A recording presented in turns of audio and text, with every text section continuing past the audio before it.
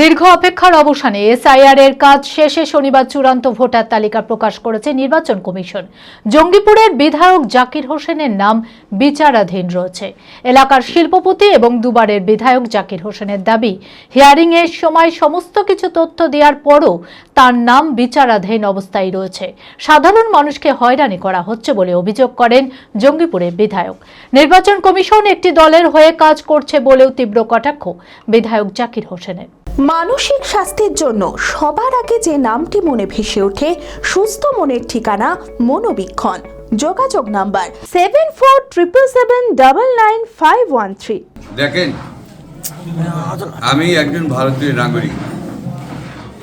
আমরা বিচার ব্যবস্থার প্রতি আস্থা আছে, কিন্তু আমাদের যে নির্বাচন কমিশন বলেছিল যে নিরপেক্ষভাবে বৈধ ভোটার না বাদ যায়, আপনারা দেখতে পাচ্ছেন আমার মতো লোককে যদি করতে পারে, যত লোককে হিয়ারিং ডেকেছে সারা পশ্চিমবাংলায় উঠল।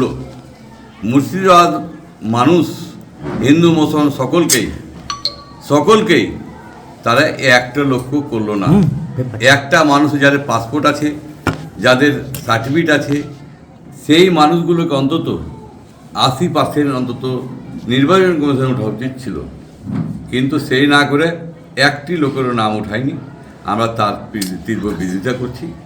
আমরা চাই যে বিচার ব্যবস্থার প্রতি আস্থা আছে, বিচার ব্যবস্থায় বাদ দেওয়ার জন্যে নির্বাচন কমিশনের বিরুদ্ধে ব্যবস্থা নক। কিন্তু আমরা আজকে আমার কাছে ভারতীয় পাসপোর্ট আছে, আমার 2002 সালে নাম আছে, আমার বাবার নাম আছে, আমার দলিল আছে 1932 সালের দলিল আছে, তার আগেকারও আছে। আমরা এমন নয় যে আমার বাবা মারা গেছে আজ 19 বছর হলো, আমার বাবা 25 বছরে মারা গেছে। আমার বাবা দাদু সকলেরই কাগজ আমাদেরকে আছে, এবং আমার কাছে পিস্তলের লাইসেন্স আছে, পাসপোর্ট আছে, আধার কার্ড আছে, ইনকাম ট্যাক্স দিয়েছি তার আছে। তাহলে এতদিন কি আমাদের কাছে যে ট্যাক্স নিয়েছে, আমি একজন প্রতিষ্ঠিত ব্যবসায়ী হিসাবে ট্যাক্স নিয়েছে কি অবৈধ নিয়েছে সরকার? আর একটা লোকের কি যোগ্যতা নেই মুর্শিদাবাদের যে একটা লোকেরও নাম উঠলে, যার আগে এসআই ডেকেছে একটা উঠালেন না? নির্বাচন কমিশনের কি দ্বিচারিতা, কি বিজেপির হয়ে দালালি করছে?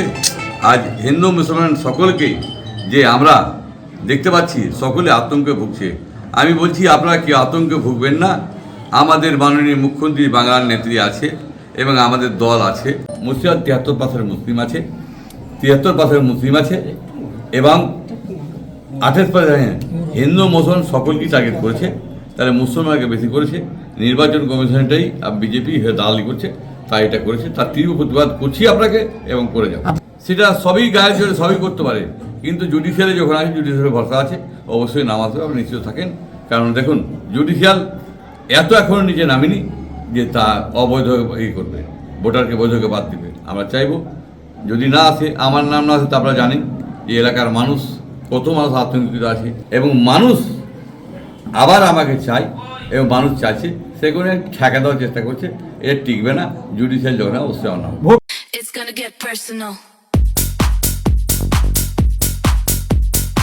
শীতের অন্তিম লগ্নে বহরমপুর শহরে জমজমাট 36তম বহরমপুর মেলা।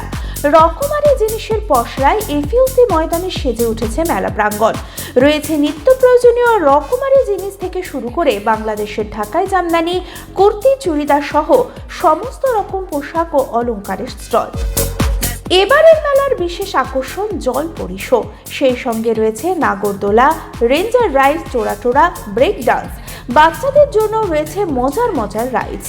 শুধু তাই নয়, পেট পুজোর জন্য রয়েছে রকমারি খাবারের স্টল। তাই সপরিবারে আজই আসুন বহরমপুর মেলায়। এফইউসি ময়দান, বহরমপুর, মুর্শিদাবাদ।